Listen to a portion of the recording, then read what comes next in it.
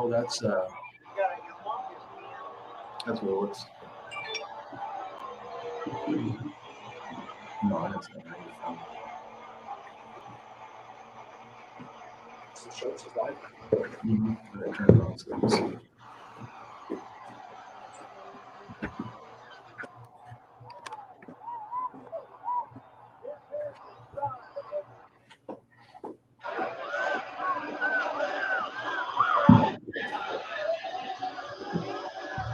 maybe phone mic will just lose audio over the phone since he's on the computer right now.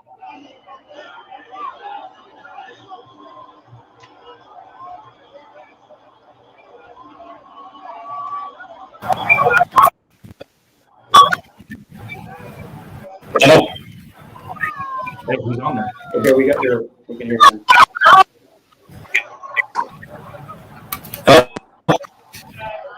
Hey, we can hear you, Mike. Everyone can see you.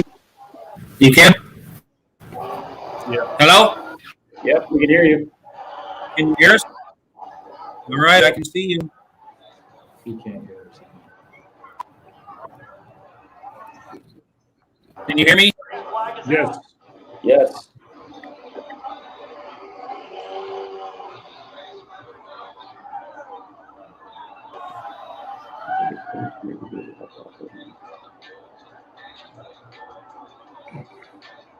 Yeah, there's that art color, Bill.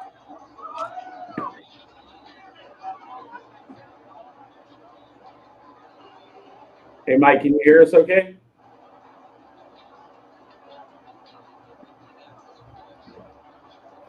You guys got him on the phone? We're going to get him back on the phone so you can hear what we're saying. Because I can mute him on the StreamYard and then just have him talk over the phone that we can see his face. Okay, we're going to have you talk through the phone. Okay. Okay. Oh, you could? You didn't say anything. I don't see me, you know. Yeah, you're still there. You're still there. You're good. Oh, okay.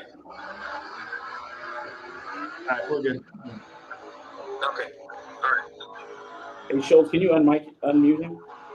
He's unmuted. He's unmuted. Green flag is out. Here we go.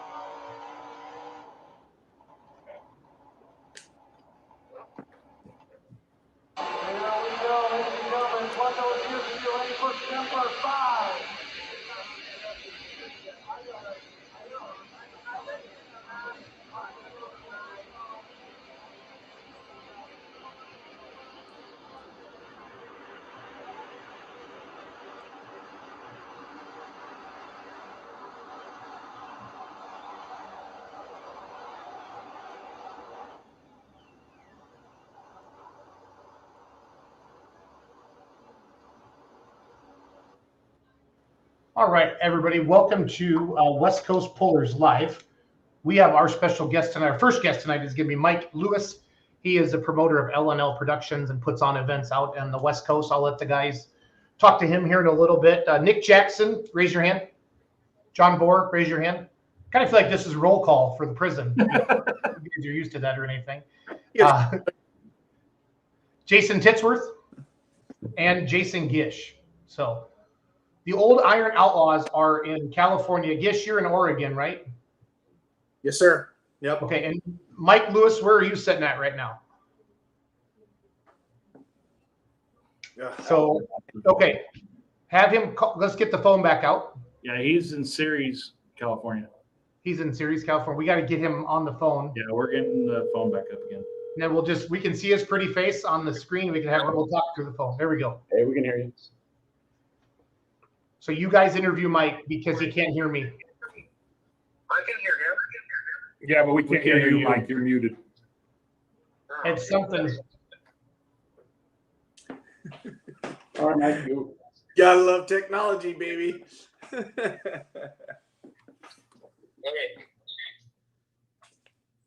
All right.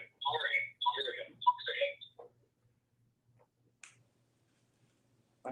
Why is it like kill his phone like this? Talk to him. Talk to him Mike. through the phone. You hear us now, Mike? It looks like his mic is muted though. He's got it crossed out. Yeah, so his mic is muted along with Jason's. Ah, got it. Okay.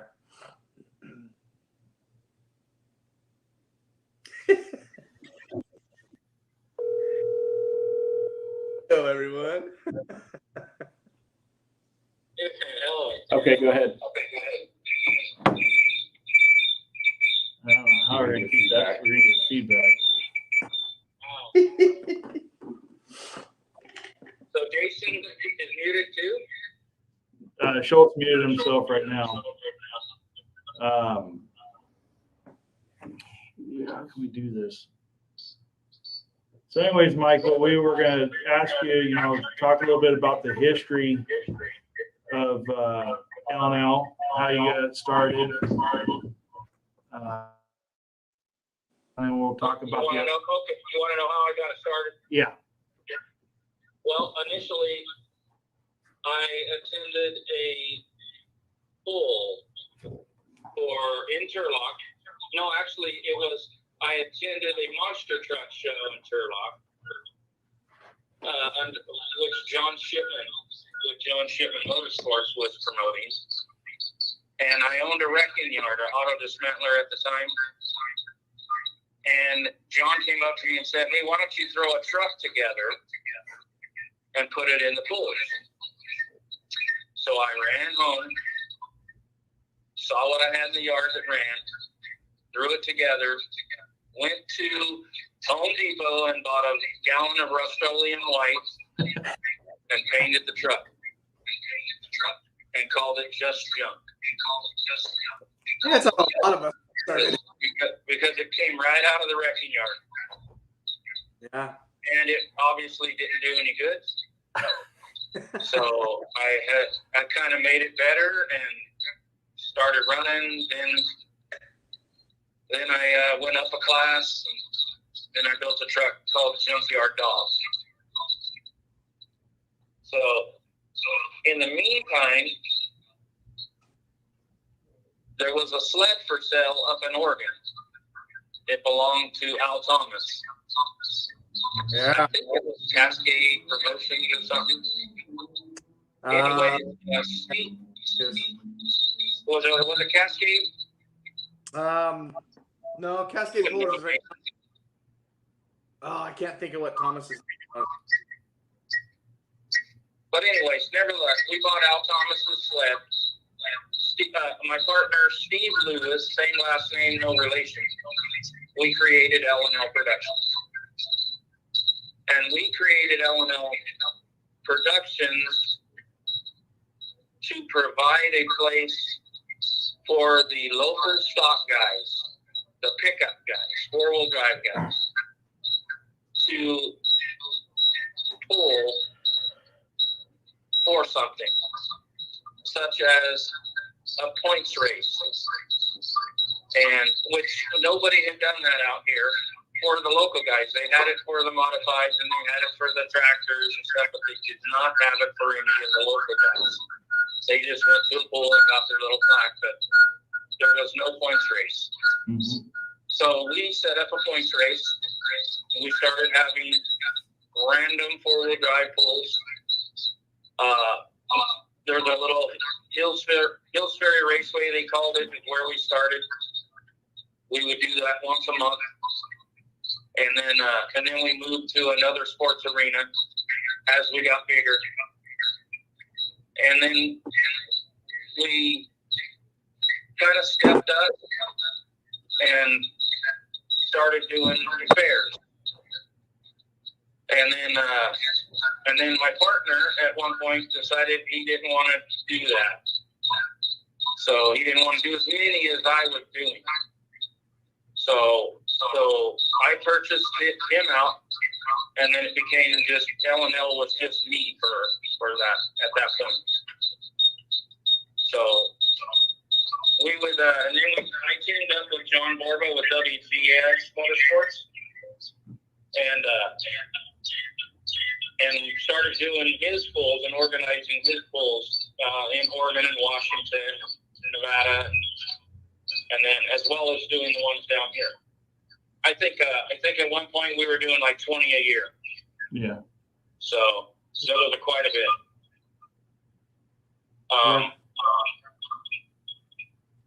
Other than that, I kind of got pretty steady with and consistent with some regular pulls, and I've kind of been just doing that for the last few years, which is still 8 or 9, 10, 12, somewhere around there.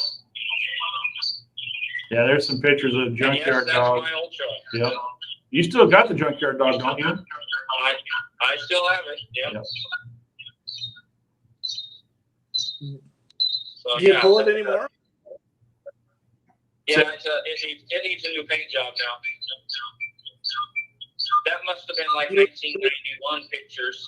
That's a lot of years ago. Do you pull it? Where you guys find Do these you pull pictures? it? I don't even think I have them. They're on your Facebook page. Oh, they were way back there. Somebody just said your feedback. So yeah, that's the early days, and now I pretty much just promote. Ethan actually just the very first pull truck. My son Ethan found it, the Just Jump truck, and he traded our old sled for it. Oh, so because Merv had it, didn't he?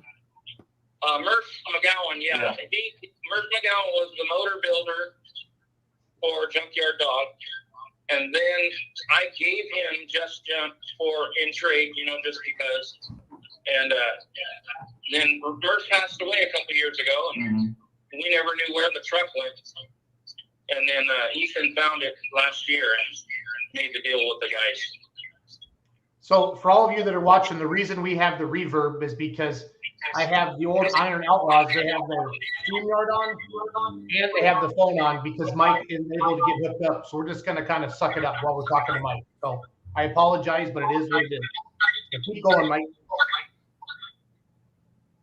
So Ethan found that truck. He's got it back now, and he's pulling that, and he's still, and then he has his country modified, but he's not really pulling that. So, but that's the early days right there. Awesome. Yeah, I had the pleasure of driving both Junkyard Dog and the Iron Maiden.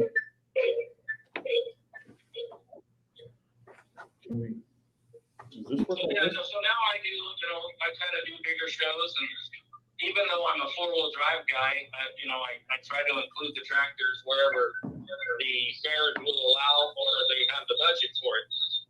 But my heart is in the 4-wheel drives, and if I can do a 4-wheel drive pull only somewhere, that's my desire.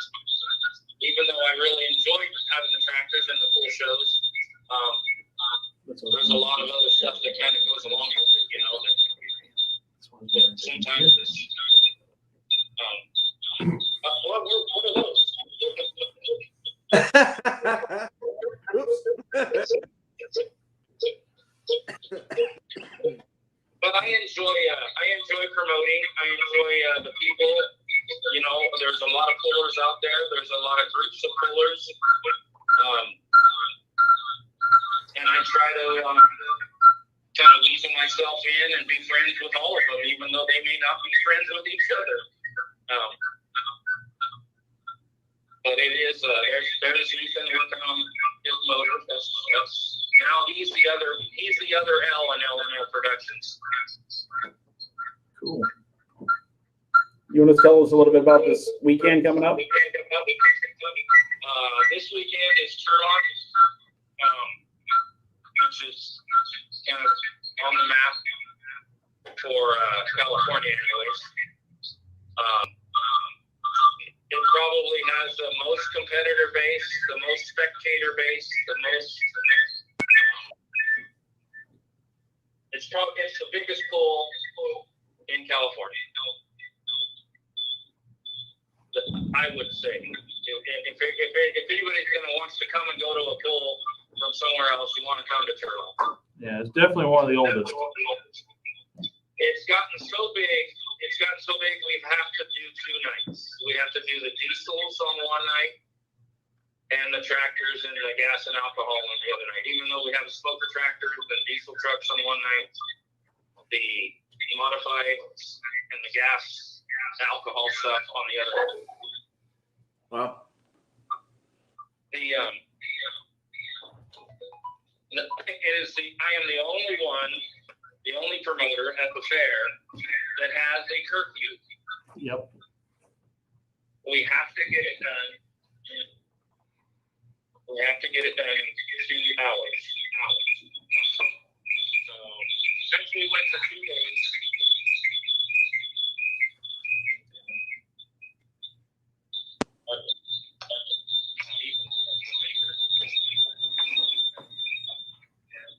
I'll hold it back here.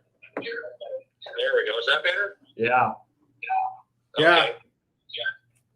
Okay. So, anyways, the curfew, it starts at 6:30 and ends at 8:30. Yeah. And if I don't make 8:30, that last tractor or the last 2 or whatever does not get to run. Well, we can't upset the B-list celebrity that hasn't had a hit since '86. Yeah. So Yeah, unfortunately, I have to make sure that I'm organized enough to get that done. Yeah. And Since we split it up, since we split the days up, it's been a little bit easier.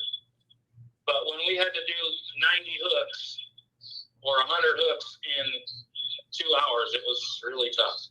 And that doesn't always. That's impossible. It's also relied on by the poolers to be able to get their stuff together and be organized and be fluent too. Yeah. Right. Oh yeah. It has a ton to do with the pullers and everything. Absolutely. Yeah. Yeah. Yep. So. And it's really, pretty much everybody is on the ball. I really appreciate all the modified guys, the guys that have been pulling a long time. They know to get there early. They know to get their parking spots. They know to get weighed in, to get registered. Where the struggle comes is when you have 35 guys show up 10 minutes before registration ends. Yeah. So Yeah. we just deal with it. We don't like it to happen. We try to encourage everybody to get there on early and make a go of it, but sometimes it just doesn't happen. Yeah. But nevertheless, we do our best to keep it organized and get it done in a timely fashion. Yeah, it's gotten pretty good streamlined in the past couple of years, that's for sure. Especially with the splitting it up of the 2 nights, it's really formed itself. Well, what happens with us is we're go, hurry up, showtime. Then we go to a place like Ridgecrest, California, where we have 28 hooks. And it's done in 30 minutes. Because we're so used to going so fast. And then we're like, oh no, we need to do something. We'll pull everybody again or whatever. That was a few years back, but now I kind of have a grip on things where if there's not 30 hooks, I'll maybe run the stock guys twice or something, but I kind of got it down time wise, and of course whatever sled I'm renting, it's kind of up to them too. Brian Mazzetti with MLM, He provides the sled to most of my shows. I also use the new Valley tractor puller sled, and both of them do a good job. You know, they're all about it. It's all about 3 minutes a hook on an average. You know, so if you can figure that, you pretty much got it handled, unless you have a breakdown or something. But Yeah. 3 minutes a hook gives you a good cushion. Mike, how was the show in Sonora? Did you have good numbers? We had 37 one night and 39 the other. So for one sled, it was perfect. Cool. Which is, 37 to 40, 37, 35 to 45. That's a really nice manageable pool. But like coming up in Plymouth 2 weeks ago, I had 85 just in Plymouth. So, and that's just 4-wheel drive. So It's a big show. but it usually runs about 60, 65 hooks in Plymouth. It's still a little heavy, but we gotta put people out the arena and then bring them in as the class finishes and stuff, because there's just no room in the arena to keep all the vehicles, you know. Yeah, it's a tight fit in there. Yeah.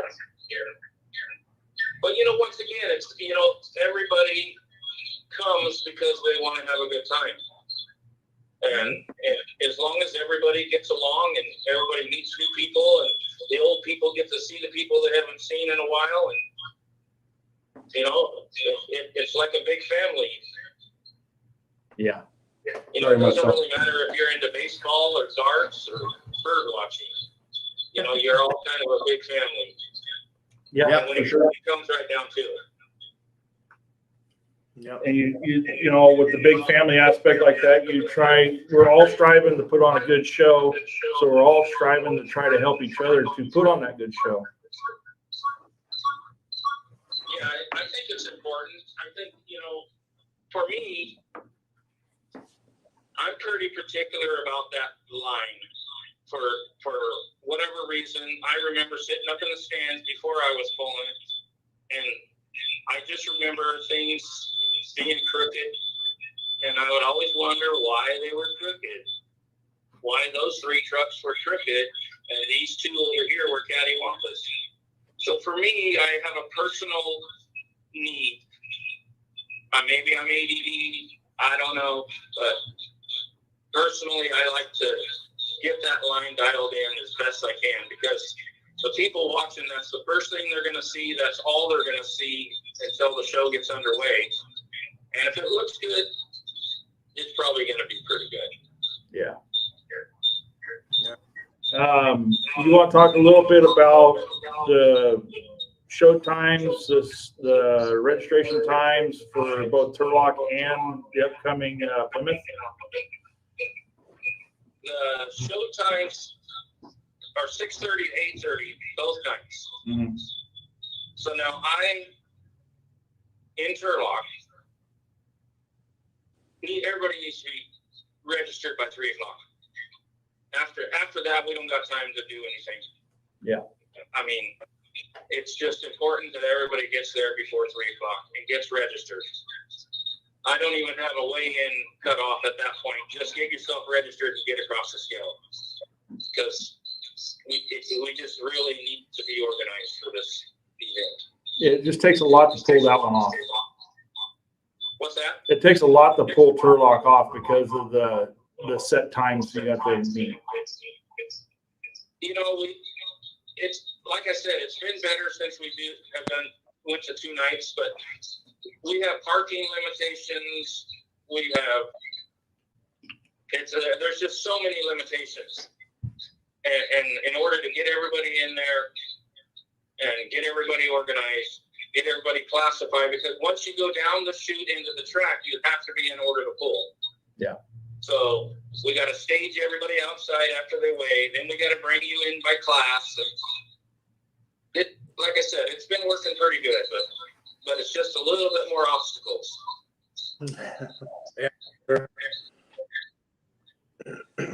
So to recap,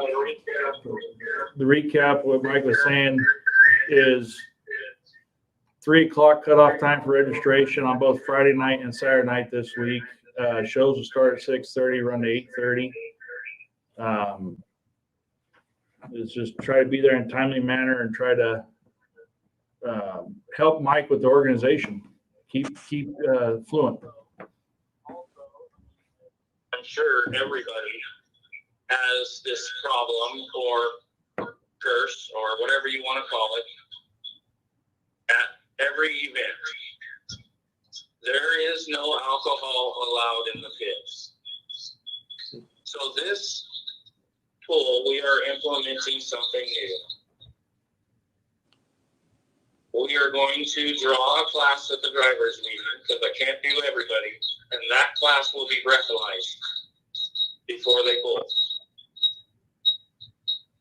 Just because it's gotten way out of hand. Yeah. And no, there hasn't been any accountability. You know, I don't want to kick any people out just by guessing that they're drunk, even though I know they are. So we're going to try this. So just be prepared that your class might be drawn. And each night, one class on Friday night, we're going to breathalyze you, and then the next class, one class on Saturday night also. Yep. So it's just best to keep your P's and Q's and enjoy your iced tea. Or a chocolate milkshake from the milk barn. Well, the funny thing, I'll just explain a little funny situation that happened in Sonora last week. I won't mention any names.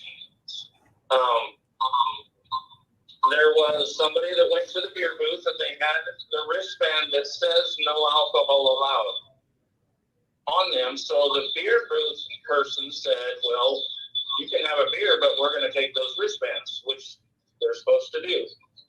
So they took their wristbands.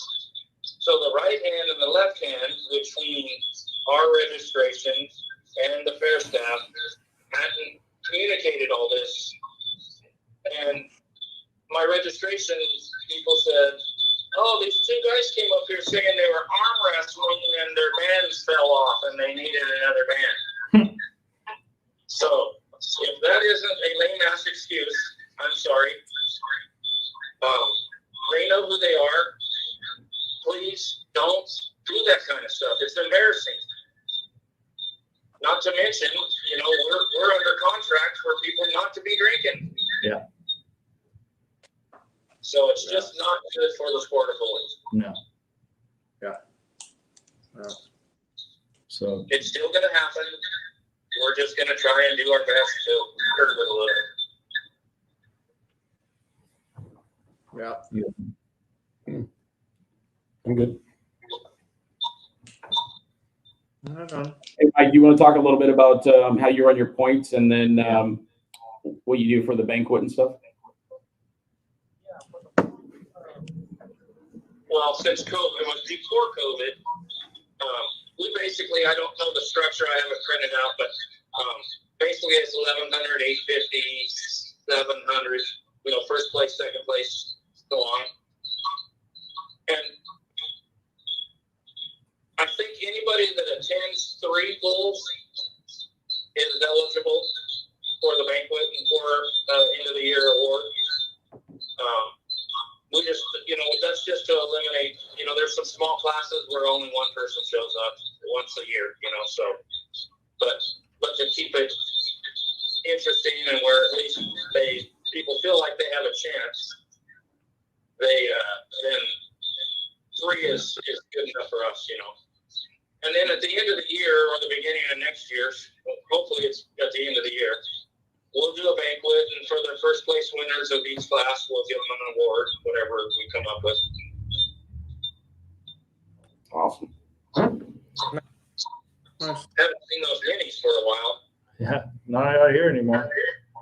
So, All right. but I think we're going to have a lot of hooks this weekend. There's a lot of people that had their vehicles, you know, needing parts and stuff, and a lot of people have got it together. And I I know we'll have a couple multi-engines here, so that'll be good. But we're gonna have a buttload of 4x4s. You always do. Yeah, that's like I said, that's the biggest good deal, Yeah. Right on, Mike. Well, Yeah, we so appreciate fun you doing guys' this. show. You Yeah. end up with 10 or 12 tractors and 75 trucks, Yeah. All right. Well, thanks for coming on, Mike. Appreciate it. Yeah, it's a bummer the microphone didn't work right. Yeah. We'll get it figured out. Yeah. So, and then we'll see you this Saturday. We'll see you this Saturday. And Yeah. What's going on We'll with see. Coos? Is Coos doing anything again? Coos County? Jason, can you hear me? Gish. Gish, can you hear him? Coos Bay. Oh, Coos. Not that I know of, no. So, I really love to do that again.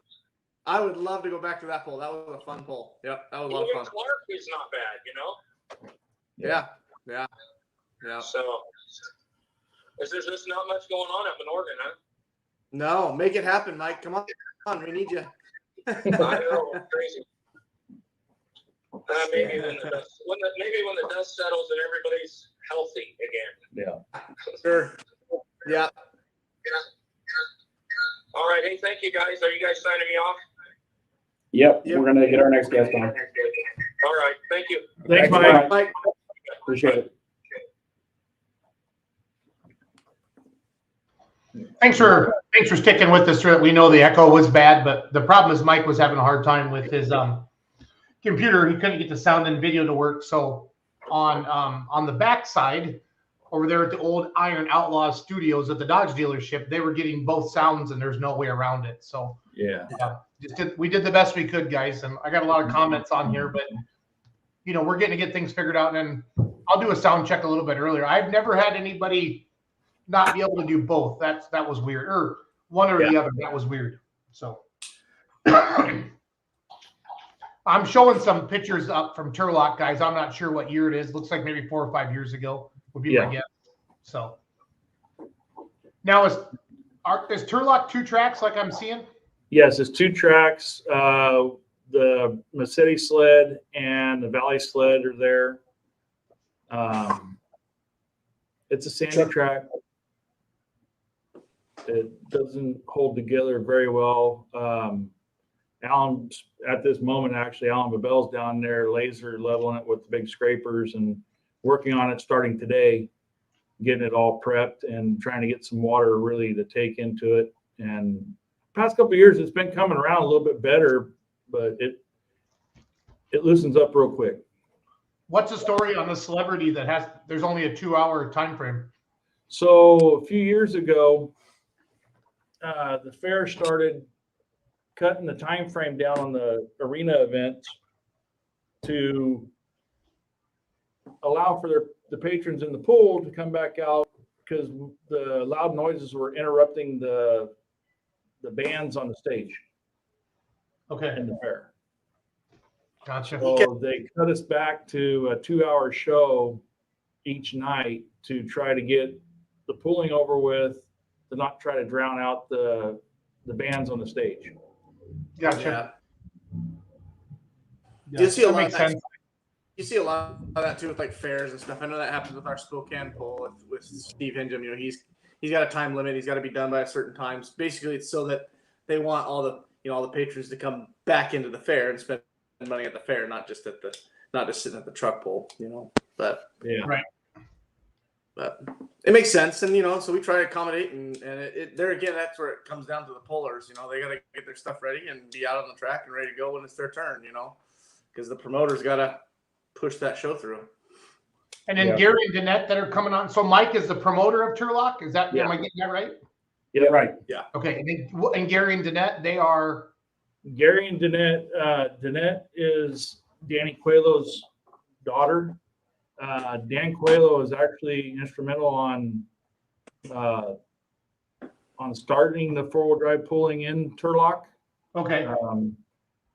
One of the oldest 4-wheel drives, I would think. Yeah, and Gary he was the one that owned There they are. the sled before Massetti's bought it. We had Massetti's on last week. Okay, cool. So, yeah. Cool. Well, Gary and Dannette, welcome to West Coast Polling Live. How are you guys tonight? Good. Sound works. We can see them. God is good. That's all I'm saying. Okay, I'm going to let these knuckleheads talk to you, but I need to know what's on the wall behind you. I need to see the cab over. Tell me about that, Gary. That's this is all my dad's wall of fame. Okay, we need to see more of that. So Is that better? Yep. We've got the wild hare, the red rabbit, the jackrabbit, and the Corvette. He had all four at one time. We only have the wild hare now. So that's some USHRA cool stuff, is what that is. Yeah. Okay. Got a whole bunch of Well, because he pulled all over the nation back in the 80s and 90s. Okay. And Perfect. so in preparing for this interview, I started looking at a bunch of videos, and he's got videos for days. And I did put up a couple of little clips about when he was on like Wide World of Sports one time, and one when he was on, there was a little clip on Dan Rather, the evening news. Are you serious? Yeah, I sent you that in a message there, Jason. Yeah. Let me find it. You boys watch out. This is awesome. One of them starts with a little bit of a long beep in the beginning, but I didn't know how to shorten that. That's So actually this is one of them, right, Dannette? I believe so, yeah. It Hopefully said we get- Phoenix, Arizona, so this Yeah, might be this the is- one he puts Turlock on the map. Oh, yeah, they talked about putting Turlock on the map. Okay. The mythical town of Turlock. Yeah, Mike Galloway always used to say the mythical town. Yeah. We'll use tonight, and we ought to have just a fine lineup tonight. Got a great lineup. Got some super stock trucks on hand. Those are very exciting. They run here in Arizona. A great lineup of modifieds, including our current points leader. And then we've got some outstanding monster trucks and a couple of real neat funny cars. Now, you talked about our current points leader, and we have referred to him from time to time this year. He is Dan Quello from the now seemingly mythical town of Turlock, California. You know, I'm not completely convinced that Turlock, California exists, but I've been told that, now wait a minute, Mike Galloway, always the man, has come prepared to show us that yes, indeed, as we look in California, Right there by Modesto and right in that area, some of the finest farming in America. where every corner has a pulling sled and every gasoline station has alcohol for the pulling trucks. We've got action for you tonight. We'll hope you'll stay tuned for the USHRA Budweiser Hot Rod Truck and Tractor Pull Championship Series, featuring the Battle of the Monster Trucks. It's brought to you by Budweiser, Beechwood aged, for that distinctively clean, crisp taste that makes Budweiser the king of beers. For all you do, this Bud's for you. That's awesome. That's an oldie but a goodie right there. Okay, let me find the Dan Rather one. This is cool. Yeah, so I found awards banquets from back in the 80s because we did do points way back then. We had WFPA, which was the Western Four-Wheel Drive Pulling Association. The first was NFPA, National Four-Wheel Drive with Dave. Pulling Association. Dave. Dave Matthews and then WFPA, and so we've been doing point pulling for years, and Dad was promoting for many, many years. Well, the story goes that NFPA started out, then that kind of got all broke up a little bit, and then WFPA started as an association. And then just like Lewis alluded to, everybody was in charge of certain things, president, vice president, what have you. And then it just got so weak where there's nobody there to do it. And Dan said, well, you guys do it or I'm doing it.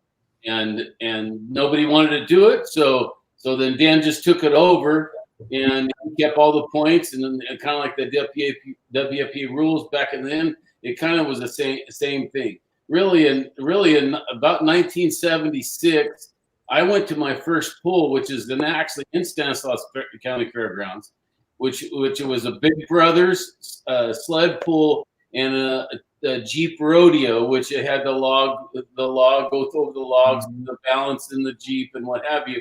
And that was really the first pool that I know of as a 4-wheel drive pool in Turlock. And that was 1976. My dad and my Uncle Jim went to it. The story really kind of goes to shit from there, because my uncle was a very competitive man, and he never got to pull, and he was really pissed. But in the same token, that's where some of the rules came from, because, you know, frankly, my dad got beat he was in second place, you know, so Dad got beat us all right. But then, of course, the mother pulled, and then the sister pulled, and then the aunt pulled. So all you in see, the same Dad vehicle. ended up with like 6th or 7th place because the whole family drove the same Jeep that beat Dad. You know, so I mean, it was kind of you know, hokey jokey, but mind you, in 1976, you know, I was 10 years old. It was just starting. So that's really the first pool. My dad and my Uncle Jim were in Fernandes Brothers Dairy Construction, and they were a small business that started around 74, 75, and I don't know who came up to them. Of course, they're both passed right now, so I can't ask them. So they were asked to actually build a 4-wheel drive sled, my dad and my Uncle Jim.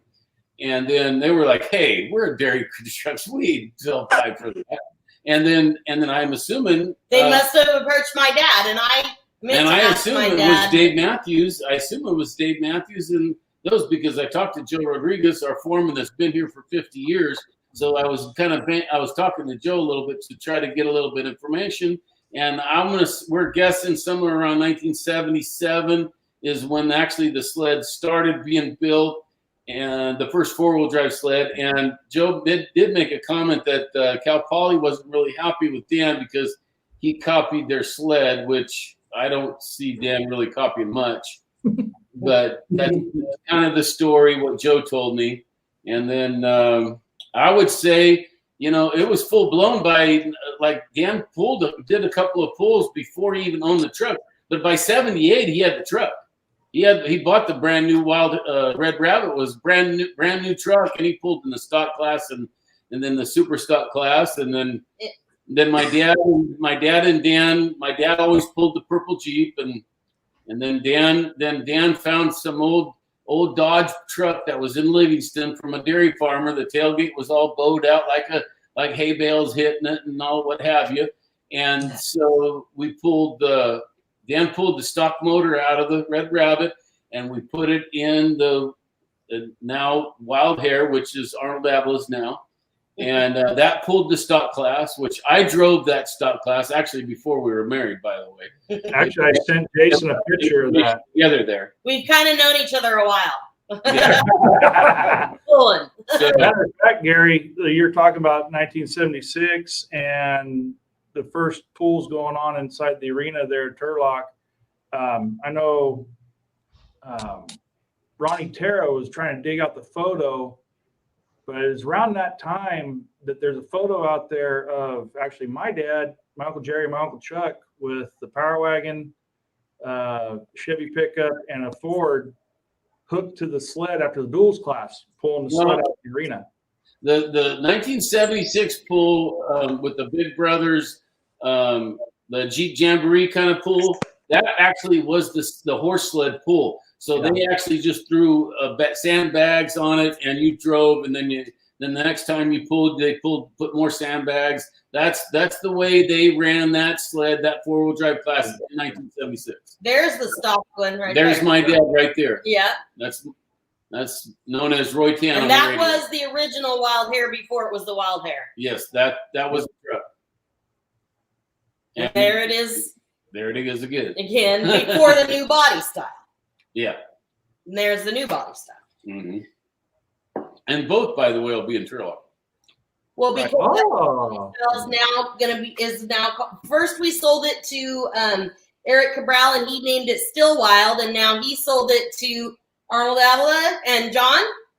No, just Arnold. Just Arnold, and it's going to be it's called this guy's motor though. Utterly Wild, which I think is awesome that you guys have been keeping the W, the wild in it. You know, that's cool. Well, I think the truck deserves nothing less. I mean, I grew up watching that truck, you know, and even being I'm gonna out myself here a little bit. Even with the judge being part of our family, I always loved seeing the hair. Yeah. You know, and Jackrabbit always made the show every night. You know, your dad used to put on a heck of a show, and I mean, West Coast Pulling wouldn't even be alive without your dad, Dannette. So I mean, I know. Well, I think the respect needs to stay. Wild needs to stay on the name of that truck as long as it's still in one piece. that's great. We appreciate And yes, it. temporarily it does have my engine in it to get Arnold's feet wet and get him rolling. We just recently in 2020 sold the Jackrabbit, and it went to Kendall, Wisconsin, and they are pulling it on asphalt. Yeah. It's in your backyard, Schultz. That's like 20 miles from my house. Kendall, Is it really? Kendall? Yeah, So it the was guy that was a bartender. Chris Pop is his name. He Yep. posted a video of it pulling this weekend.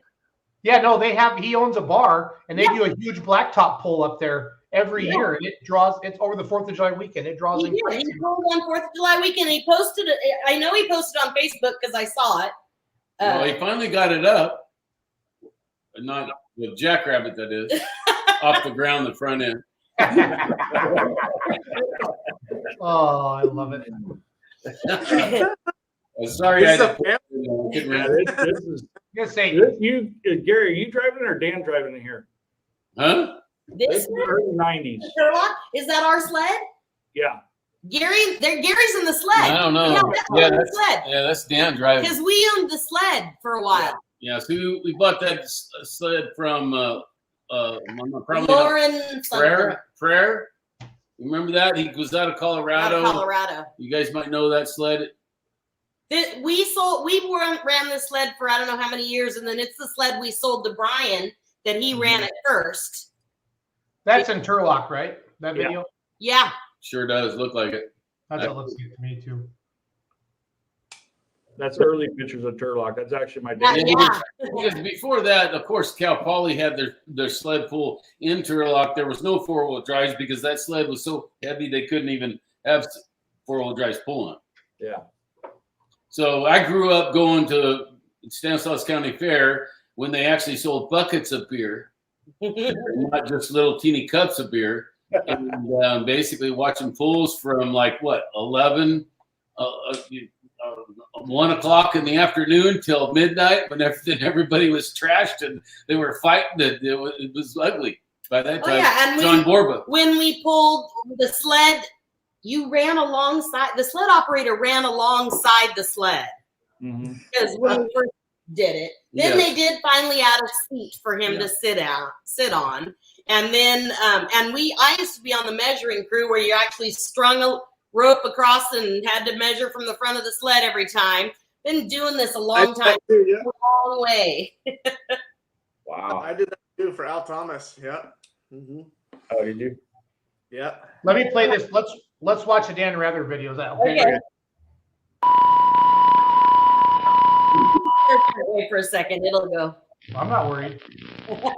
This is the show of technology tonight. We're killing it. So. Yeah. And that's not even. Hopefully it's there.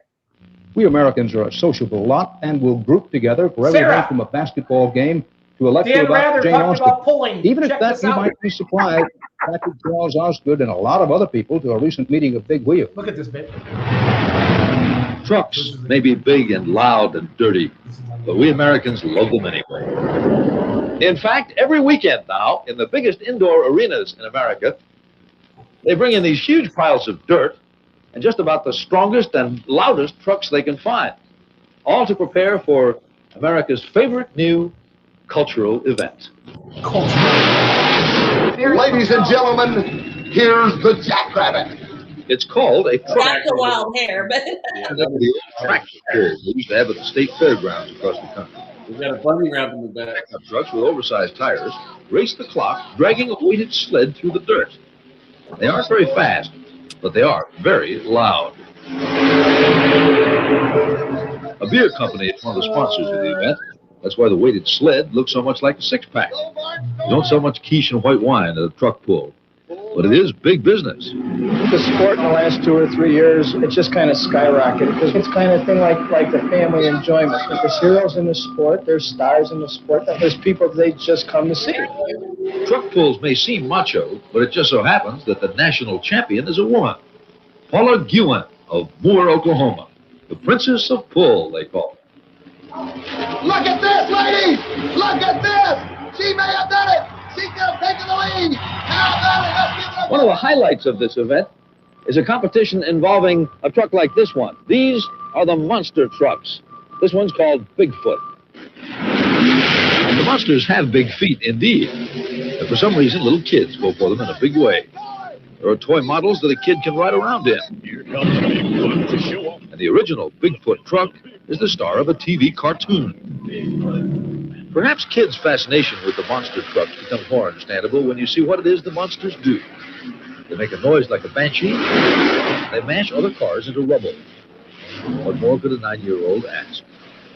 Here, then, is the nation's newest rage. As the late Harry Golden used to say, only in America. Charles Osgood, CBS News, Pontiac, Michigan. And that's the CBS Evening News for this Monday. Dan Rather reporting from New York. Thank you for joining us. Good night. That is so cool. We have a lot of great videos that have a lot of clips of pulls and music, and there was tons. I had them playing all day yesterday trying to find these couple of little clips. That is yeah. When you got a SD card and it has 4 hours of pulling, it's not easy to find what you want. And the biggest thing I wanted to really find is putting the map of Turlock on there, because Dan always talked about that. You know, if he's in a conversation a year ago, 2 years ago, 3 years ago, you know, he put the map on in California, and that's something that Dan always kind of fall back to, and something that he feels like he helped do. I don't know. No, he did. Oh, yeah, he did. Definitely. I mean, really, the original sled that Dan built is actually in Hawaii. Oh, right. It's probably scrapped by now, obviously. But yeah, they pulled in Aloha. Oahu, maybe? Oahu. It's in a pin right over there. He's supposed to. I did upload a photo to the messenger link, John, of the map of the U.S. that has pins in it, and that's all the places that Dad pulled in the nation. That's neat. Yeah, so it was funny. When we made the run with the truck in Stockton, we had the issues, and I put the post on my page, and I started getting messages, and I got a message from a gentleman asking for hero cards and talking about how he saw that truck pull in Pittsburgh in the 80s. Yep. Yeah.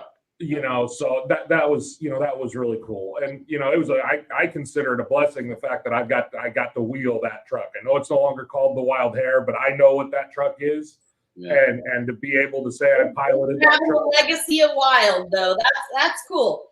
You know, when we sold the Corvette, it was a great. We had tons of fun with it, and then the guy that bought it only kept it that way for a year, and then he sold the body and he made it into a tractor and totally changed it. The whole thing. So it's not the same. If it was me, that body would be cut in half and sitting upstairs. But it's not. It wasn't me at the time. Because I drove that Corvette. I drove that Corvette in Yerington, Nevada. I drove that Corvette all over the place, and it was fun. When Dan would be out of town, going to obviously another pull back east, if it was a lake pull, you know, in our time, because our time was always a summer series, it was me and Dannette and my dad putting on the pulls. Yeah. So basically, back in the day, this picture up here of the Corvette, I don't know if you can tell, but there's no wheels on the ground. That picture got caught at a bounce, and that Corvette was pulling with no tires touching the ground. And I want to say he had that repaired. He had a weight actually broke loose and broke the top of the fiberglass, and he had the fiberglass repaired back there when he was done. Because I can't remember who's the guy. The guy up here in the corner, You see, I got to point the opposite direction. But the guy up at the corner there, he might remember who was the original promoter of the USHRA. USHRA. It was Dad won that big award from him. Shoot, what was it? Can't remember. I can't remember his name. He's the original guy that started that deal. Yeah. And he'd come to Dan and say, "Hey, I want to do a pool with nostalgic cars. I need a Corvette." And I was like, "Shit, why didn't we get a long car so that way you actually could use it for something other than pulling?" Because I mean, with a long car, you could actually do something and pull against somebody, but with that short Corvette, it was pretty tough. That's why it was always just exhibition. Yeah. Yeah. It was loud. It was loud. Very loud. Yeah. It got your adrenaline pumping. I know that. Yeah, it's funny. I've been back east, like to see shows like 6 times, and I run into people. I talk to them where I'm from, and they're like, "Oh, have you ever been to Turlock?" Like, so they definitely stay on the map. That's the only place they ever bring up, either that or sometimes they bring up Sublimity. Those are the only 2 pools they know of in the West Coast. Well, it would have been really awesome to get Dad on here because, but he's just probably wouldn't be able to hear it well and could be confused, but he could also probably talk your ear off. He is, even though his disease is progressing and stuff, Arnold Apple actually came and visited him the other day, and Leroy Vieira too, and they sat and talked pulling for an hour each, So and he gave Arnold the answer on where we needed to set the airbags on the front. Yeah, Arnold, he was right. That stuff. He does. Well, he called me today and make sure that I had actually fuel in the truck. Oh, my mom just texted me. Bob George. That was the guy that started USHRA. That had Dad doing all that stuff. Bob George. Awesome. Yeah. Bob George. Well, I remember, as a little kid, because we've been involved with Turlock Fair with the horse department and stuff like that since I was born. My grandmother ran that place for 45 years. So we were always involved with everything that went on in the arena. And I remember your dad when I was 4 or 5 years old out there, looking up at those guys with your dad's trucks and like his truck, now the Judge, 3D that's sitting in our shop, Flash, all these older trucks that I remember from when I was a kid. And it's an honor right now. We were talking about this the other day. It's an honor right now that the original Wild Hair is sitting in my shop, Third Dimension sitting in my shop, California Flash is sitting in my shop. Yeah, those were all back in the 80s. The chassis. Different owners. Yeah. So, I like to pay homage to the history of our sport because that's where it started, and Danny was definitely the start of it. Yeah, for sure. Yeah. Gary, grab this. I grabbed this trophy off the wall. I thought maybe it'd be kind of fun to show you guys. They actually used to give trophies and dash plaques. We have dash plaques coming out our ears because Third Dimension's full of dash plaques. Yeah. This is some old footage. I watched your show 2 weeks ago when you had Brian Massetti on there, and he was a little kid when it started too. I remember Joan being pregnant with Kevin, at schools, and that we grew up with all of them and all of us kids, and then I ended up doing registration and all that stuff, and everybody was pitching in. Yep, me and my dad did scales. Dad was like the scale man. He wasn't going to let you over 10 pounds like they do nowadays. They're not even close to that. You're stripping your tailgate off. You're ripping your tire off. Dad ain't gonna let my dad ain't gonna let you over. It's 5,200 pounds. It's 5,200 pounds. It's not 5,210. No grace. That's all I do. That's why I grew up.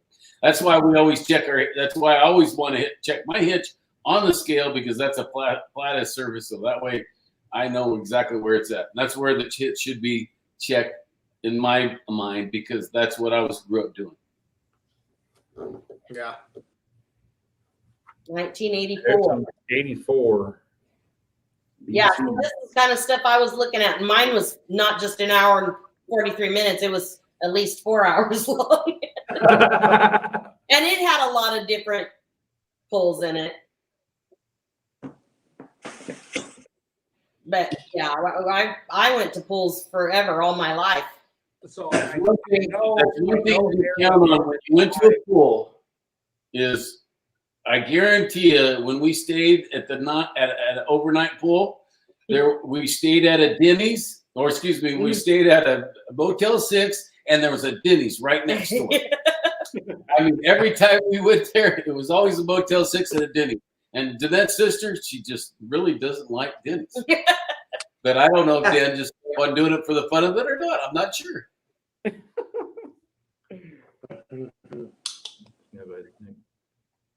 Hey, how many times has the hare won at Turlock, do you think, Gary? Between both we had a stretch about 4. I think out of 5 years we had four wins. I'm not. They weren't all in a row, but there was like 3 in a row, and then it missed a year, and then another. We had a pretty good streak there in Turlock, for sure. Awesome. And I'm trying to extend that streak. There was Dad standing right there. Obviously, on Saturday, I plan on beating you guys. I don't want to cook this shit because I go play to win. If I don't play, I don't play. But if I go play, I'm playing to win. What happens if Utterly Wild beats Wild Hare? Well, that's all right. As long as my guy puts the hub in, I'd be happy. Well, I mean, he can get away with it if Utterly beats him on Saturday. Well, I didn't do too bad. Say beginner's luck. Yeah. In Chowchilla, I was only 20 feet behind you guys, and I was only on 3 wheels. and the third wheel that wasn't working, or the fourth wheel that wasn't working, that was in the front that would probably do the most work. Hey, Chris just said, "Bring it on, Rabbit." Yeah. There's the red There's rabbit. the red rabbit there. Yeah, there's nothing left of the red rabbit now, I'm sure. Yeah, I don't know. I don't know where it even. Body's gone. Some of these actually pictures in the old pictures, it was actually George Cotto that worked for Danco Trailers. And when Dan had something to do, it was like, say, like Mother's Day or something like that, where it was very important for him, or his daughter's wedding, or a wedding, because he has a brother that had a whole bunch of kids. George Cotto that worked for Danco Trailers, he actually drove the pull trucks, worked on the pull trucks. So he would fly back east. At one time, me and my dad flew. I want to say it was me and my dad flew back there, or my dad was already back there in St. Louis, Missouri, and George was already back there. So one of the two. Either way, I flew up with my dad and flew back with George, or vice versa. And that was like in 1987, 87, something like that. We never got really married till 90. But we weren't even really going out at the time. Were you still in high school even when that I could have been in high school. That had been earlier than that. It had to be 83. 83 could have been. Because we went to the Bigfoot. We went to Chandler's location where he had the 10-foot tall tires and the deal in front. And we seen the arch, of course. And Dan he was having fun back then at that time. And thank God that we had, obviously Shirley sure worked her tail off when she was back here, when Dan was out there playing, and, Shirley did. And we had another family member that actually, Jim Leitris was a manager that took care of Danco Trailers. That ran Danco Trailers when Dan was back east. So we can't really say nothing about him because, he's gone too, of course. But yeah, he helped out Dan a lot in that time when Dan had the luxury of going back there and doing this. Yeah, I remember as a little kid, you'd be sitting there watching TNT Sports or something like that, and then see Dan come on there with Red Rabbit and Wild Hare, and you just were glued to the TV because here's basically a hometown guy back there on live TV. Yeah. Yeah, and it used to be on TV and ESPN and stuff, and all the time. Yeah. Well, they kind of got greedy. That's kind of what happened. Curiosity question. You were talking about the old sled ending up in Hawaii, but how many total trips did the assorted rabbits make over there for the old Super Bowl? To Hawaii? I want to say 2 times. Yeah. I want to say twice. They went back. That was John Borba. And Dad built 2 sleds. So the first one is one that's in Hawaii. The other one is still here on our property. Yeah. Right over there. We're over there. Yeah. Now that sled in the video, isn't that Trucker's Trouble? The first one? That one right there? That looks like we call it. That's a flag man on the ground.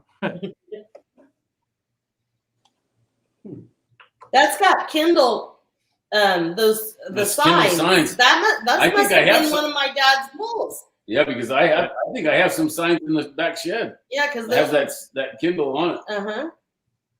Uh-huh. There's nothing thrown away here. No, we probably still got it. As a matter of fact, you still got the 440 from the Red Rabbit. Yeah, no, well, I'm not sure exactly because one of the 440s actually went to Kendall, Wisconsin. With the Jackrabbit. Next to your man right there. Dan sold that motor for a song, really. We got rid of that one. We still have the 570 Melodon, and we have the 636. Oh, there's Falconette. Yeah, Falconette. Yeah. Yeah. Where is this pull at? I grabbed Joey Haveman, sent me a YouTube link, and this is where I found that video of Red Rabbit or Red something. The one that was whipping the tires back and forth. This says BC Place, Kamloops, Prince Georgia, Portland, Everson. So Portland, maybe, because I don't remember Dad ever being in Dannette British Columbia or anything. Oh, look at that one. That's sweet. That was that was a relative, wasn't he? The had to sit in the front. I got a trip. Tulare had a mini modified that the engine was in back. And he was sitting in the front. I have no idea. I say he was a shirt tail horse, 3rd, 4th, whatever. Well, Tulare, the only one was Ribeiro. Yeah. So this weekend you're coming back out, huh, Gary? Huh? This weekend you're coming back out. Yeah, I already. Yep. Actually, I actually worked on the brakes so that way I wouldn't bend the shit out of the back of my bumpers. I got fresh bumpers. Mark Renzo from Tulare? Yeah, that's Lorenzo. That's Jerry Fagundes just posted that when you were asking the question. Yeah, I remember that. I remember that watching that as a little kid. This is one of the trucks that Joey owns, right? Today? Yeah. Yep. Cow Palace. That was awesome. I was a little kid going to the tractor pulls in Cow Palace, and there was a tractor that was called Double Ugly, and it was a V24. It was like two. It was a V24. It's 24 cylinders on one motor. It looked like the airplane motor that like Mustang has, but it was actually 2 of them connected. Is the V24. It's called Double Ugly. Spark plugs dragging the ground. I mean wires, that is. And yeah, that thing rocked. As a little kid, that was awesome. I've got tons more videos that I could upload to you for use on other shows, other times, if you like. But I've been sending them via messenger to John. Should they be going somewhere else? No, keep sending them to John. John can send them to me. It's all good. Okay. Yeah, that was Nightmare. I haven't seen that. I don't know. Some of them are really long, so I don't know how well they'll go. I usually upload them to YouTube and then I just send a link. That's fine. That's a picture we sent to John that has the picture of the United States on it. And Dan, over to you, Jason. Did you let me look for it. pull that up? Give me 1 second. I'll find it.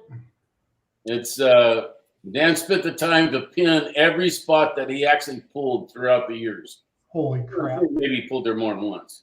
There's not like 2 pins in one spot. Don't get me wrong, but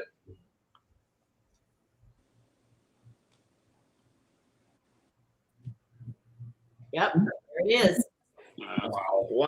I've been everywhere, man. I've been Man, yeah. Because even down here in Hawaii, you can see where in Hawaii he has a couple of pins down there. Does anybody have video or pictures from that Hawaii poll? You know who because it was in the something bowl, Oahu Bowl or Honolulu Bowl. They got rained out one time. They got almost rained out one time. Yeah, then they moved it to Aloha Stadium. There you go, something like that. Yeah, John's digging right now. I think AJ sent a few of them, but AJ Ravella had some videos from Hawaii. Oh, he could have. I have some still photos. I went to the last one in '95 that the judge went to, and I have some still photos from it somewhere in a box at home. I've still got to dig those out. But AJ had, I believe, video that he sent to John. Yeah, I'm trying to find it right now.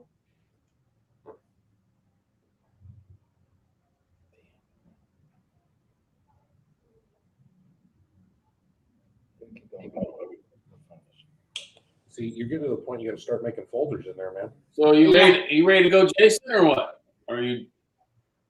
What's that, Are Gary? you ready to go or what? Yeah, my tractor just came off the dyno about an hour ago. So I was talking to Jason Tisworth. I was talking. Yeah, I'm ready, man. There's too many Jasons on this show, but You got Titty. we're Gifts, loaded. and I Schultz. won the last 2 years, so we'll. That's not hair. Jason, that's one. I'm going to go for that one. Hey, Jason, I was sending you one from Hawaii. It's actually the judge. It's the only one I have. We'll get Hawaii. some more from AJ though, and I'm sure he's got more.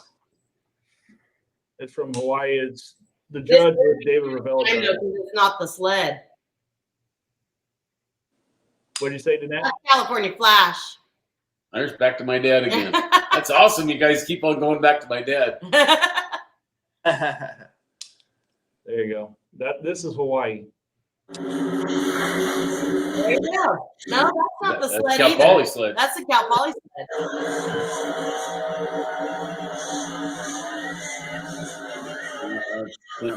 We pulled down first base and second base in Anaheim.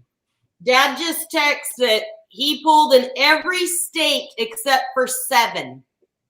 Wow. 7-0. 7 states. Or every state except for 7 of them.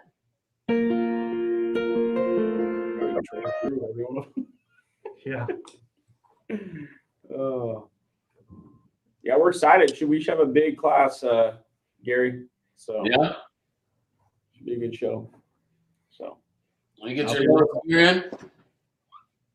I'll be in the pit. Huh?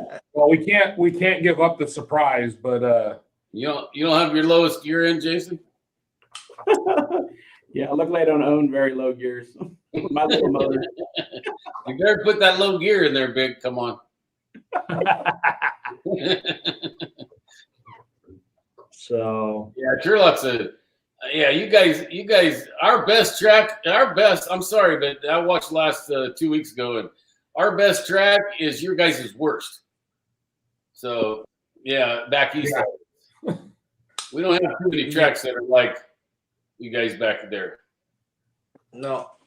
I mean, Las Banas, yes, it can be a good track, but it's gotta be during the fair because there's moisture in the ground. You can't just put water in the ground this morning and expect to have a pool there. You know, I give kudos to Alan Babel to spend the time right now. He was just here at the shop buying some paint for a FFA project, and he's said he's going to spend all day tomorrow out there making sure they're putting plenty of water on that track. It's the only way to make that track to halfway decent to put water on. As it was, it sounded like to me it was the Rolling Hills, because it sounded like to me there was a monster truck show that was there about 2 or 3 weeks ago, and most of all the hills were kind of still there. They kind of somewhat knocked them down. So if somebody went over there and just started puddling water over all those low spots, you know darn well we would have had a bunch of just mud and then hard spots. So I give Alan credit to spend his time and his money to go out there and level that for us, and that way they can throw every truckload of water they have, and it's going to be gone by Friday. you know, of Yeah, course. he's done a real good job the last couple of years. Yeah. At least for my truck. So. Well, we were there. Oh. Hey, I have a quick little story about Dan. So when I bought the California Flash, you guys know I was running with Larry with Young Guns for about 10 years, and then running his stock truck off and on. But I was, crew chiefing for him. And I remember in Turlock, I was adjusting tire pressure, and Dan came up to me and he's like, "Jason, I feel real bad for you, man. I feel real bad. You made a big mistake." And I'm like, "Why? What's going on, Dan? What happened?" And he's like, "You buying this truck's going to break that relationship between you and Larry. That relationship's going to be over with." And I looked at him. I go, "Dan, nope. Just means we have another bullet in the gun to come after you because you're the best." He loved it. He just giggled and walked off. So don't get me wrong. I've watched you look at his tire tracks after he left a million times, Big. So don't tell me. I already know that. I've been watching you for 15, 20 years. So I can see what you're looking at. But you can't kid a kidder, Big. Come on. Oh yeah. I've learned a little bit. Every time Larry would leave, you would be sitting there looking at the track and see how flat the tire, flat. Stop giving away the secrets. A little bit more pressure. Come on, shit! I've been watching you for years and years. Come on. Yep. But any questions? Type them in here real quick for Gary and Dannette while they're still here, and bring it on. I think Chris just asked, "Does the guy from Oregon talk?" We all know he doesn't. He doesn't, huh? Gary and Dannette, I have to tell this story. It actually involves Dannette, your mom. Okay. So my Aunt Myra, Mogum, and her apparently were sitting in the stands at one poll. This is years ago, and the judge and the prosecutor they were already both alive and running, and there was talk of a third truck. And my Aunt Myra, she tells me all the time, she says, "I was sitting in the stands with Shirley, and I said, if Ted builds another truck, it's going to be called divorce court." Yeah. She said, your mom turned right back at her and says, "You know what? If Danny builds another one, it's going to be Dead Rabbit." Yeah. I'm sure I've heard that story before. Yeah. Yeah.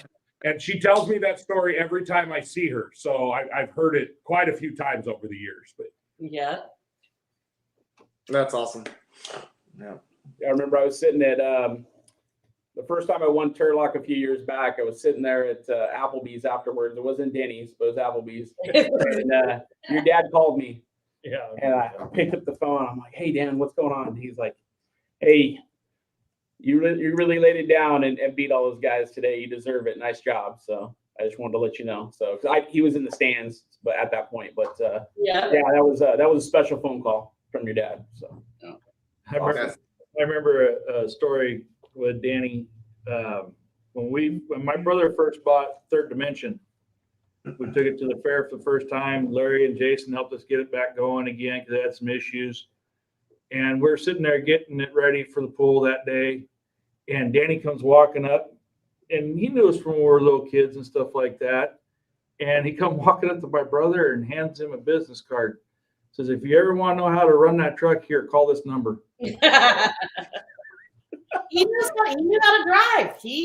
Oh yeah. The track. He really good. Got it. Big old steering wheel. Pulling was in his blood. Oh, yeah. You know, that's all he ever cared about, for sure. That's neat. Yep.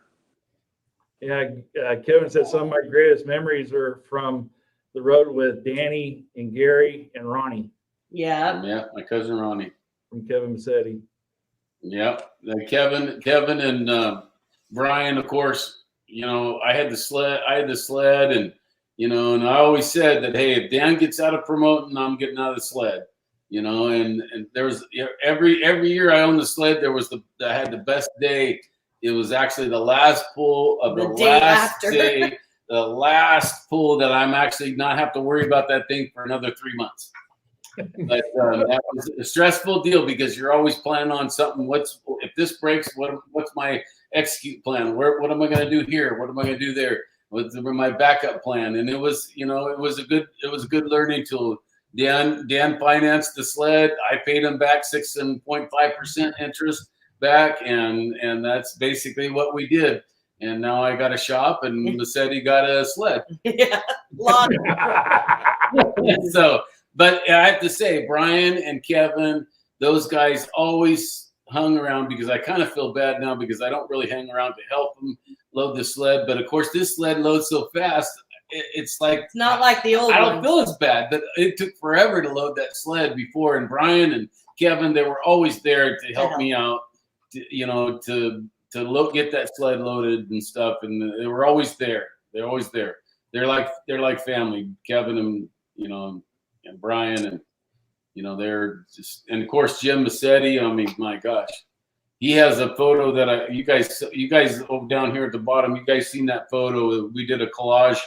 Dannette did a collage. All black and white. All black and white. That collage that we did. Honest to God, the old shop, the old shop, the third old shop. We were inside the bathroom cleaning this bathroom area out because we were putting some little stainless steel and some aluminum in it, and all of a sudden we start running around finding these boxes. We started getting all these boxes together, and then all of a sudden I'm pulling all these pictures out. These are all black and whites of like the picture you guys had up there earlier, which was Lawrence Vieira Crazy Ride. It has Jim Massetti's panel van. Had Joe Gomes had a couple of different vehicles. Joe Martin had Inner Allison, when he had the Inner Allison in it. There was this big old huge collage, and I gave one photo to my dad, and I gave one photo to Dan, and my dad just loved it. And of course, it was such old photos. There was not a lot of pictures of the red rabbit and the wild hare in it, because those were the old original pictures of the WFPA. And Dan says to me, he says, "There's no pictures of my truck in it." It has your sled in every freaking picture, though. every picture has your sled in it that you built, that everybody runs. So, but and actually Jim Massetti has that photo right now. Yeah, because that was one that you brought to the. I'm trying to. Dannette's pulling it and gonna send it over to John. I'm sure right now she's on her big computer with her 3 screens. She should be able to do it pretty quick, I'd assume. But Well, when I was like 19, I got a Class 1. And unfortunately, the lady was driving my dad's truck and tanker. It was a truck-mounted tank and a trailer. And if you know any kind of combination of vehicles, you got 2 pivot points. It's not that easy to drive in that lane and then back under the arches at the fairgrounds. So it's not even a 90. It's a little even more of a steeper 90. So I had to pull up like 3 times, and she flunked me, my Class 1. Because I had to pull up 3 times to back that trailer in there, and I was 19 years old. And so I told that lady, I said, you know what? I want to, and of course that wouldn't be possible today, but I want another appointment today, So where'd we go? We go to Dadco Trailers and grab the sled. And that's what I used. That's what I used to back in under that arch and get my Class 1. Wow, that's awesome. That's how I got my Class 1. And of course, 3 days later, I think Dan had me going over the freaking grapevine. I never scared of my bitch. Because I never went over the freaking grapevine or anything else. But after that, Dan was like, "Jump in the jump. You're driving." I'm driving. Okay. I'll go. Shift the gears. Yep, shift the gears and go. Slam the door in your hand and keep on going. There's a Detroit in it. I said, okay, that's all we have to do. So I slammed it in and drove it like I was madder than heck. And the rest is history. Yeah. Well, Gary, we're going to have to start wrapping it up. I want to thank you and Dannette a lot for what you guys have done in the sport. Really thank Dan and Shirley what they've done in the sport. And like we said before, without Danny and Shirley, we wouldn't be where we're at now. That's for sure. Yeah, I have this picture here that he's got a big smile on his face. Yep. Purposely. Just I was in Hilmar. yeah, that was in Hilmar. Well, Getting I think glare. he drove that year. He did. Yeah. So Yeah, I mean, props to you guys. Big thanks for coming on tonight. That, you know, we really wanted to get the history going with Turlock coming up this Saturday, Friday and Saturday. yeah, I didn't even think of it that way. I just knew you guys were doing these shows, but you're right. Turlock is this weekend already. Crazy. So I didn't get it. I'll send it. You can show it another time. It was not saved in the right format to go right now. So all good. All good. Yep. Thank you guys. Thank you very much. okay, we'll see you this weekend then, huh? Yep. Be ready. Yep. Always ready. Hey, Schultz. What's up, fellers? That was fun. So, real quick, I was going to have Jason talk about there's another pool that's actually coming up in 2 weeks or a week and a half. Weiser, Idaho. Gish has information on it, and he can talk a little bit about that. Gish, can you spell that for me? Yeah. The what Weiser? It's W-E-I-S-E-R, I think. Is it called the Weiser Truck and Tractor Pull, or what's it called? Oh no, I'm not sure what they're calling it. It's I'm just looking through a Facebook page or something. Yeah, it's Believe Pulling Sled is who's putting it on. The Petro family, Jacob and Matt and his dad. But it's Believe Pulling Sled is what you're looking for. All right, I'll find it. Yeah, and it's Jason's July 15th. looking for the promotional video that they sent us. He's going to try to send it to you. Okay. Yes, July 15th and 16th over there in Weiser, Idaho, just across the border from Oregon and Idaho there. It was going to be just a small little poll, and they ended up getting some people a sponsorship interested in it, and so it's turned into a pretty big deal. It's turned into 2 nights, and sounds like so. It's the 15th and 16th. Does that sound right? 15th, 16th of July. Yep. So next weekend. Yeah. A week from this weekend. Week and a half. Yeah. I just threw it up into the comments there for everybody. Right on. Yep. Yeah, they're great people. They're more of a smaller outfit, but then they deal with a lot of like super stocks, diesels, stock trucks and stuff. And then every once in a while, us pro mod guys get to go over and play with them. So, but I like it. Yeah. There's the event flyer. Yep. How many Oregon pullers are going to that, Jason? Do you know? Have you heard? I know of at least 5 or 6 of us that are heading over there, I think.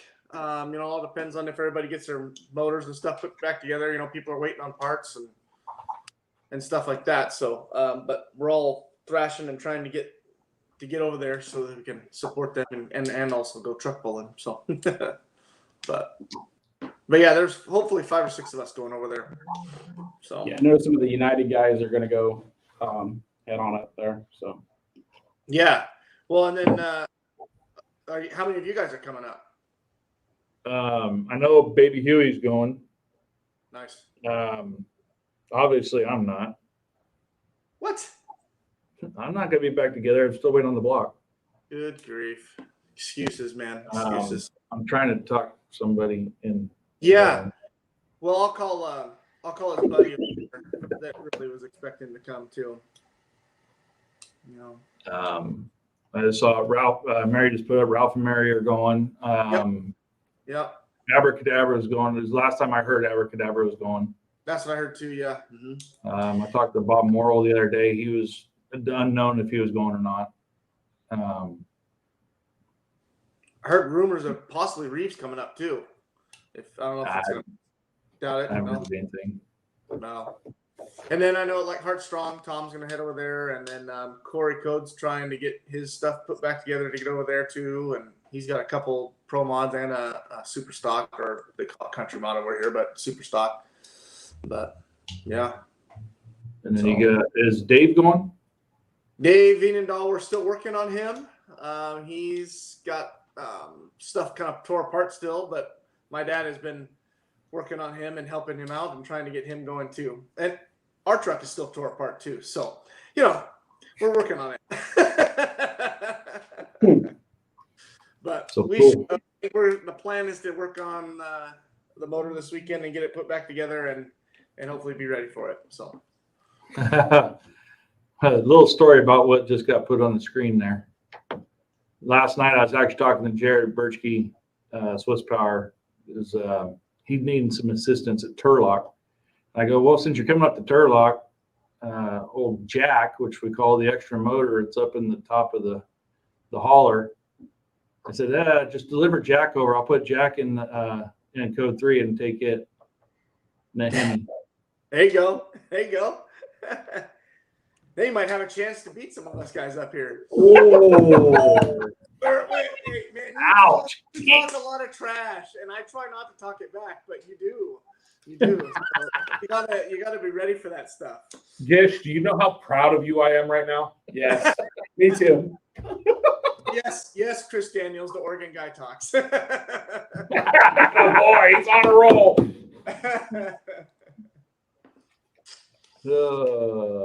Yeah, there it is again. Well, you better be pit crew or something for Chris then, at least. You Yeah, get we're that talking about it. That baby. Good. So hopefully I can set something up. I talked to Chris last night, maybe going to helping him. I don't know yet. It all depends on what's going on. I know definitely my motor's not going to be back together before then. That's a bummer, man. That's a bummer. So I'm thinking right now that for me it'll be Ukiah or just remember Yerington Gardnerville. Just remember, you're closer to being back together than I am. Yours is by choice. Your motor's in another truck. Motor's in another truck. My body's in the garage. My chassis at his shop. Yard sale. Yeah. So all right. Cool. Yeah, you got anything, Jason? No, I love being able to provide this platform for you guys. I think it'll get smoother and we'll get knowing what we're doing. And, we're trying to help cover it from coast to coast. So we're going to have we'll definitely have a post-production meeting after this show, and we'll get things lined up a little better. Yeah, please. Once I hit end broadcast, we're going to have a chat. I do want to say one thing, and because I know he's watching, I want to put a big old. We're thinking about him and his family and Ryan Roost. Put it out there for Big Rye. Yep, his father-in-law's got stage 4 cancer. So yep. So I want to put it out there. We're thinking of you, buddy. Absolutely. That'll make him extremely happy to hear that. So. Yeah, I was texting with them the other day, and good. So good. Cool. Well, thank you everybody for coming and watching. Are we going to kind of stick with that every other week schedule, guys? Is that the plan? Yeah. Okay. Yeah. So I will. So we'll be here in 2 weeks, which is July. Let me look. July 20th. It's a Wednesday night. So. Sounds good. Okay. Thanks for watching. Thanks for watching West Coast Pullers Live. If you have any people you'd like to see on the show, again, it's not just for California. We're talking West Coast. Get a hold of John Bohr or Titsworth or Jackson or Gish, one of the guys on the show. Get it lined up and then get it going. And we just want to promote the sport of pulling out west. So thanks for watching and have a great night. Thank you.